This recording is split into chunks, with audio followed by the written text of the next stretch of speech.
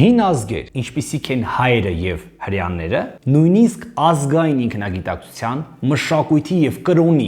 մակարդակում նմանօրինակ են։ Հրեաների եւ հայերի մոտ կան երկու պատում, պատմություն կամ էպոս։ Աբրահամը փախնում է բռնակալ Նեբրովթից, գալով Աստծո կողմից նախատեսված իր երկիրը։ Նեբրովթը դա նույն Բելն է, որից փախնում է Հայկը, գալով հայկական լեռնաշխարհ, որտեղ գտնում է ազատագրում իր եւ իր ազգի համար։ Մովսեսը փախնում է Միցրայի թագավորից, այսինքն Եգիպտոսի փարավոնից, որի արդյունքում ազատագրվում է ինքը եւ իր ժողովուրդը։ Դավիթը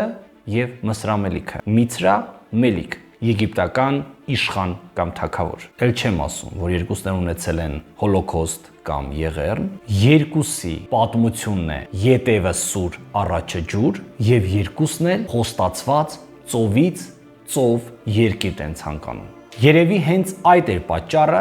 որ հրեական Քրիստոսի ուսմունքը առաջինը ընդունեց Հայաստանը, որովհետև մշակույթով, աշխարհընկալումով այս ազգերը իրար նման են։